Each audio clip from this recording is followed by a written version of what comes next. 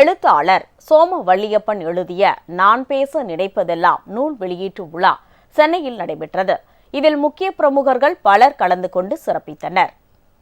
எழுத்தாளர் சோம வள்ளியப்பன் மிக சிறந்த பேச்சாளர் மட்டுமின்றி நிதி மேலாண்மை, பங்கு சந்தை முதலீடு, தலைமை பண்பு உள்ளிட்ட பல்வேறு தலைப்புகளில் 85 நூல்களை எழுதியுள்ளார். தற்பொழுது கவிஞர் கண்ணதாசன் பாடல்களின் மேலாண்மை என்ற தலைப்பில் நான் பேச நினைப்பதெல்லாம் என்ற புதிய நூல் ஒன்றை சோம வள்ளியப்பன் எழுதியுள்ளார். வானதி பதிப்பகம் இந்த நூலினை வெளியிட்டுள்ளது. சென்னையில் நடைபெற்ற நூல் வெளியீட்டு விழாவில் தமிழ் திரைப்பட இயக்குனர் கரு பழனியப்பன் கலந்து கொண்டு நூலினை வெளியிட்டார். முதல் பிரதியை உளவியல் ஆலோசகர் ஸ்டீபன் ராஜ் பெற்றுக்கொண்டார். பின்னர் நிகழ்ச்சியில் பேசிய கரு பழனியப்பன் கண்ணதாசனின் பாடல்களை ரசித்து ரசித்து நூலாசிரியர் இந்த நூலை உருவாக்கியிருப்பதாக பாராட்டினார்.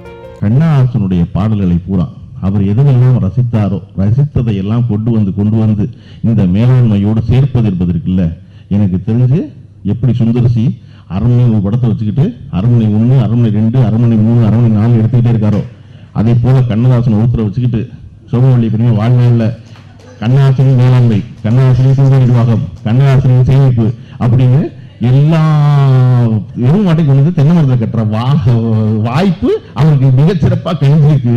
அதனால இந்த புத்தகம் வானதி பதிப்பகம் அவர்கள் வெளியிட்டது என்பது கூடுதல் சிறப்பு.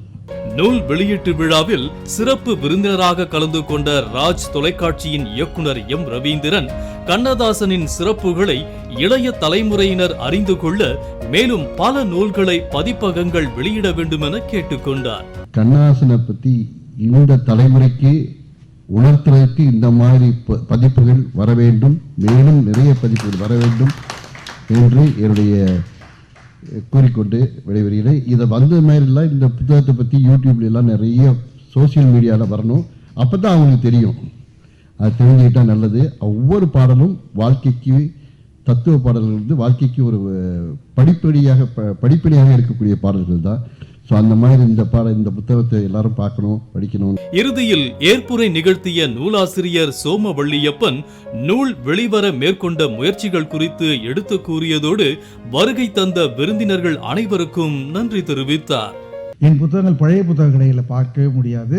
ஒன்று வச்சுக்குவாங்கன்னா யாருக்காவது படிக்க கொடுப்பாங்க. அப்படிப்பட்ட கண்டென்ட் தான் நான் கொடுக்க வேண்டும் என்று நான் நினைப்பேன். இல்லைன்னா நானே டிஸ்கார்ட் பண்ணிடுவேன். அது யாரோ ஒரு படித்தா தீக்கு போடுப்பான்னு ஒரு பேப்பர் மாதிரி என் புத்தகத்தை போடவே முடியாது என்பது தான் என்னுடைய அனுபவம், வாசகர்கள் சொல்கிற அனுபவம். ஏன் இங்கே கொடுத்தேன்னா, இப்போ நான் ஃபினான்ஸ் எழுதுனா வானதியில் விற்காது. நான் தான் வானதி தான், ஆனால் அவங்க வேறு ஜானர், நான் வேறு ஜானர்.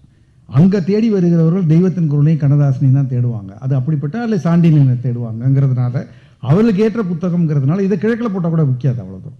அதனால ஒரு பொருந்தி போதல்ங்கிறதுல இது selection of publisher based on அவங்க என்ன ஸ்ட்ரென்த்துங்கிறத வச்சு நான் அதை கொடுத்தேன். ஆனால் அது ரொம்ப அற்புதமாக அதை பண்ணியிருக்காங்க.